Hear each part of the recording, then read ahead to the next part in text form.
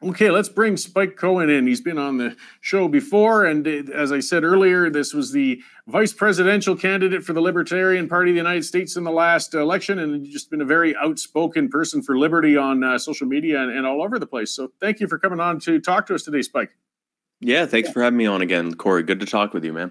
Yeah, thanks. And part of why I really wanted to get you on is because we've got, I mean, when the United States, something happens there, it ripples over into Canada. I mean, we've got some differences.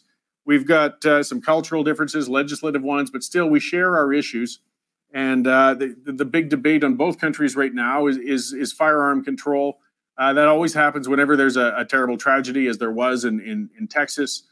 Down there, you guys are really discussing whether you can start infringing, I guess, on the Second Amendment or not with some controls. Up here, we've always been heavily controlled, but our prime minister has reacted by cracking down even harder now, and it looks like they're working towards banning all legally owned handguns in Canada in response to something that never even happened up here.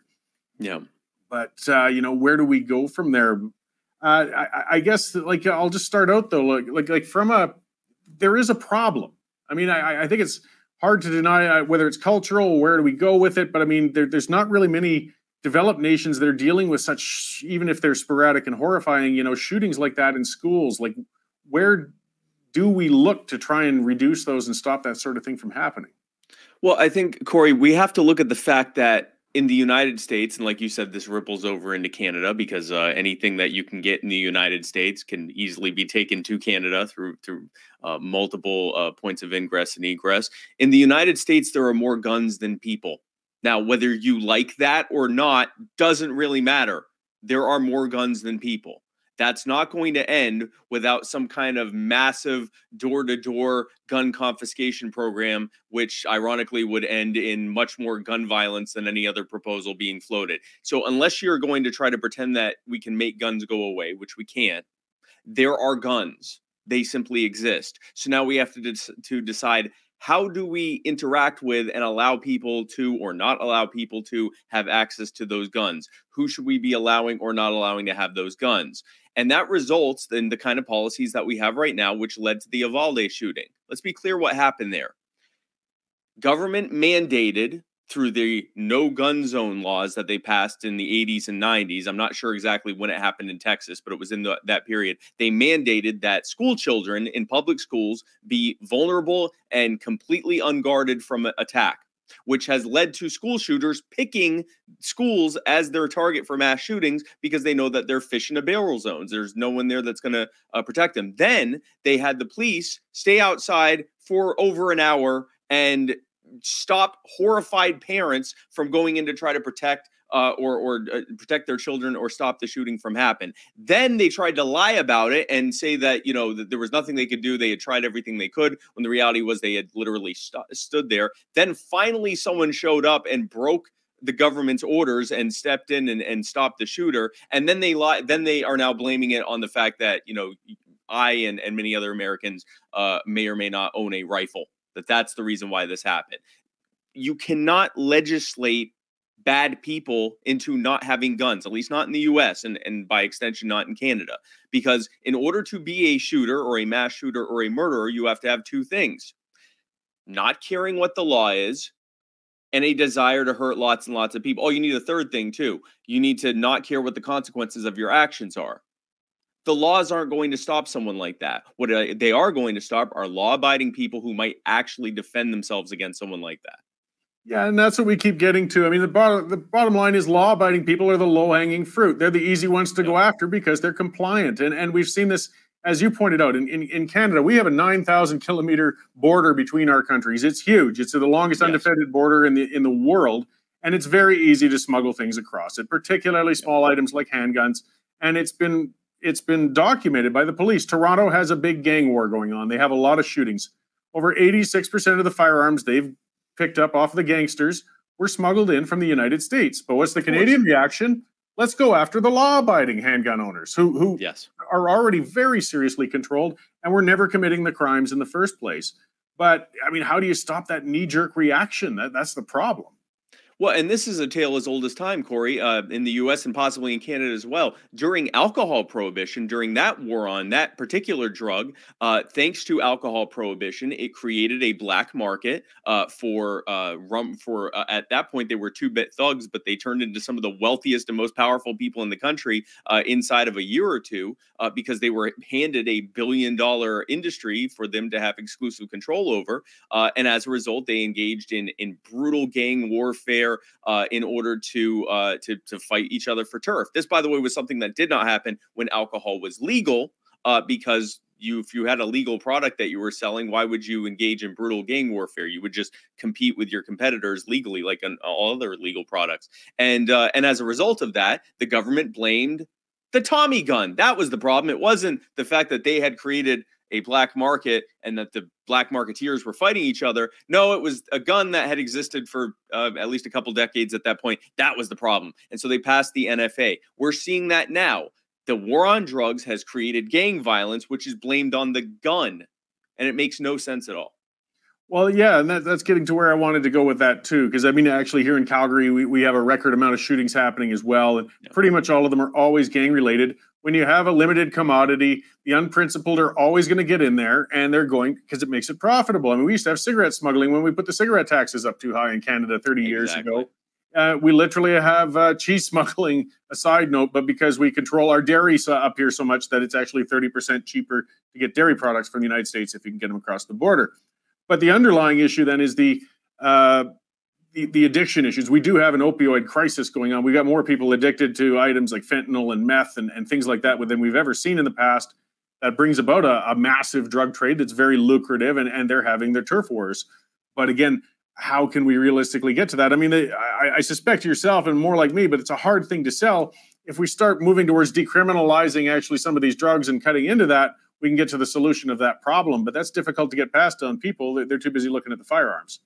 It is both from the firearms perspective and from the drug itself. You know, it's hard saying I think that these drugs should be legal or at least decriminalized to people who have, for example, lost a loved one to an opioid overdose, or to someone who lost a loved one to the gang violence in the drug trade. But the reality is those things are a side effect of illegalizing that drug trade, or at least it's been greatly made worse by that. I mean, tens of thousands of people die from alcohol poisoning every year in the U.S., and it's an absolute tragedy, right? But we've already learned, and we don't even talk about the suggestion of making it illegal because we already learned our lesson with it. We know that that doesn't make it any better. It makes it worse. When you treat a health problem, which is what addiction and overdose is, when you treat it as a criminal problem, you now create a much larger criminal problem. You create a criminal trade. You create violence related to that criminal trade. You create massive cartels that pay off government officials to look the other way, which makes them more corrupt in everything else. They don't stop being corrupt on the other things. So you have a more corrupt government, you have more violent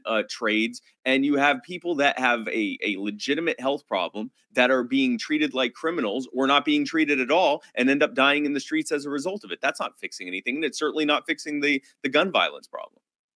Yeah, so I mean, and a lot of it's not just health, but it's mental health, and it should be bundled. I mean, actually, I think as a world, we're getting better at It's losing that health. stigma. It's A health, yeah. person with a mental health issue is just as sick as somebody who has type 1 diabetes. They can't help it. It needs Exactly. treatment. But and that's the root of where we got to go with these addiction issues. I mean, a lot of people are trying to self-medicate for an untreated mental health problem, things such as Absolutely. that.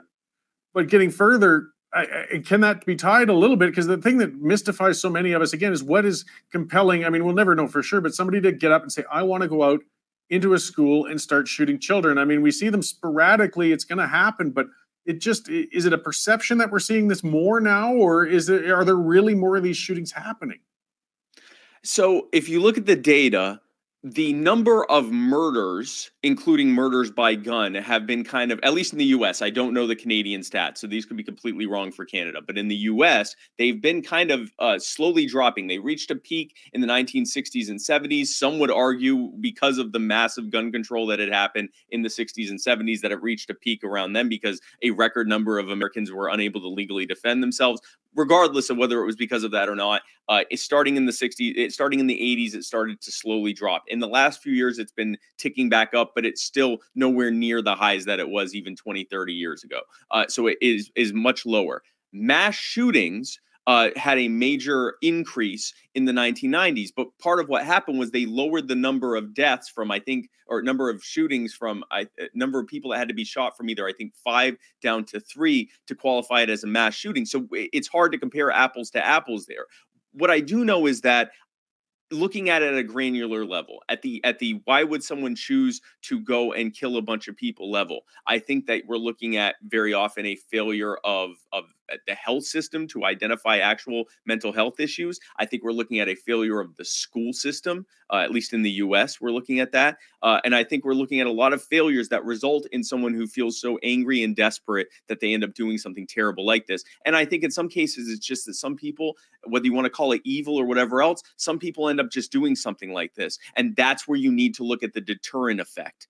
You have to look at what are the targets they choose. This kid didn't go to that school. The reason they pick schools and malls and theaters and things like that is because they know that these are no gun zones. In other words, they're a place where a bunch of people who are law abiding are likely to not have a gun. And they know that the police and the resource officers and the security guards, they're more concerned about their own lives and livelihoods than they are for, saving a bunch of innocent people. And so they know they can get in there and shoot up a bunch of people before anyone actually stops them, if they ever stop them. And we need to, I will ask your audience and you that is listening to this, imagine 2 schools exactly the same, except one has a sign that says no guns allowed, and the other one says we are heavily armed and will protect these children with our lives. Which one do you think is a greater deterrent to school shootings? Yeah, oh, absolutely. I mean, it's similar to just even owning a dog. If a burglar is scouting houses in a neighborhood and he sees one with a barking dog in the window and one without, he's going to pick the one without. I mean, it's just a matter. Yeah. Predators pick the easiest prey. Exactly. But I mean, is there room for perhaps some increase on controls within the United States, like licensing, for example? I know that people worry about the incremental effect because that's what we got happening in Canada. Every time the government makes one step, they just take another step and another step. Exactly. But a lot of people don't find it unreasonable. That's looking at the individual rather than the firearm itself. Yep. Some people just shouldn't qualify to have one. And I know if they're really determined, they're going to get one anyways. But perhaps it could reduce some of the spontaneous possessions and purchases. Is there room for that kind of discussion? So where that comes from is the reality that some people should not have a gun. That's 100% correct. There are some people that should never be anywhere near a gun. The problem is asking the further question, do we trust the government to make that decision? And no, I don't. It's ironic when we talk about things like background checks and licensing and everything else. If we looked at government as an entity and had them subjected to these background checks and these types of things, they would never pass their own background checks given their history, right? But you have to look at it at another level. So, for example, this Uvalde shooter, and I refuse to use his name, but this shooter, he legally purchased this firearm, which means he passed a background check. He went through the waiting period. He did all the stuff that we are told will stop these shootings. It didn't. Do you know what licensing and regulations and waiting periods and all these other and background check? Do you know who they stop? They stop veterans with PTSD who use cannabis for their or anyone else who's using cannabis medicinally for a medicinal reason that they have. They stop people that have a conviction for a nonviolent felony 20 years ago who haven't hurt anyone since and have never been violent. They round up a bunch of people who can't afford the cost of running through all these background checks and inspections and everything else that sometimes double or triple the cost of a firearm. They run up the cost. They make it impossible for people who are not bad people. And if someone is a bad person, then they don't care what the gun laws are. And they just go and get a gun illegally, probably for cheaper, right? So that doesn't actually fix anything. So from the I guess philosophical standpoint of, are there people who shouldn't have guns? Yes, there are people who shouldn't have guns. Is there an effective way for government to stop them from getting them? I haven't seen that. And I've seen instead that they create this sort of captured market where only those people can get guns illegally. Yeah, and it's funny. Your argument was similar when I had some debates with some of the more small C conservative viewers when I oppose capital punishment. My point is, it's similar to saying, are there some people who are so horrific that they'd probably be better off dead? Yes. Yeah, I agree, but I don't trust the government to be the ones to figure out who they are. They can't even get their taxes right. I don't want them to be the only ones armed in the nation as well. I mean, that's where you get into some very serious difficulties. Just to kind of close off, though, as you were saying, where's proposed solutions can become bigger than the problem. I saw you respond to a tweet. I forget his name now. The fellow from Star Trek there, who I kind of like, George Takei. Yes, George Where he Takei. was Yes. talking about, oh, let's take all the AK or AR-15s and send them over to Ukraine. You know, just kind of a vacuous celebrity sort of tweet. But where you pointed out, well, how much damage would be caused if you really actually try to go door to door and seize every AR-15 in the country? You're going to cause more shootings than we ever imagined. So yes, and in order to, I love watching in this case the progressives. They fully are on board with giving millions, tens of millions of unregistered, untraceable machine guns to an entire country of people right now, or any kind of gun, rifles, machine guns, advanced weapon systems, javelin missiles, long-range weapon systems. Surely that'll never come back to bite us like any of the other times that we've handed off billions of dollars of weapons, right? But, you know, that's okay. But allowing the, I'm sorry? It worked great with the Taliban. It worked great with the Taliban. It worked great with all these freedom fighters that we've armed in the past, like the Mujahideen in Afghanistan. They'll never come back to bite us, right? But at the same time, your neighbor who just wants to be able to defend their home absolutely should not have a semi-automatic rifle, because a bad guy who would have gotten that gun, regardless of the laws, did something bad, something terrible and unspeakable and absolute travesty. But that's the fault of my neighbor who has a gun. But these other people over there, they should have machine guns and whatever else they can have. It is a cognitive dissonance that I hope resolves itself soon. Yeah, well, people are trying to apply simple solutions to a very complicated problem, and they want a quick fix and an easy fix where there just isn't one to be had. So I mean, I just hope we can keep having these rational discussions while we maintain what individual rights we have. I assure you. At least you're nowhere near where we are up in Canada with where things are going right now. It's getting ludicrous up here. But I appreciate you coming on to talk to us about that and just to offer a good reasoned liberty point of view on it. I always do like seeing that perspective rather than some of the traditional conservative liberal sort of things. We got to look at the individuals. So where can we find more information about you and what you're doing these days, Cohen? Sure, absolutely. So my website is spikecohen.com. You can find me on all social media at Spike Cohen. I've recently started an organization called You Are the Power. We do grassroots, localized, single issue advocacy. And that's if you are involved. And if you're an American citizen, I just realized I'm talking to a bunch of Canadians. So You Are the Power is a political action committee. So we're not actually able to take any contributions from Canadians. But if you're interested in seeing what we're doing, you can go to youarethepower.net. And if you're an American, you can join us and become a part of it as well. But if you just want to follow me and see what I'm talking about, Spike Cohen on all the major socials. And thank you again for having me on, Cory. Right on. Thank you. I appreciate it. And like I said, there's a lot of resources that we can still share and appreciate up here in Canada and see what's going on. So thanks again. I hope we get to talk again soon, perhaps on something a little less dark than this. Yes, hopefully so. Yeah. All right. Thank you.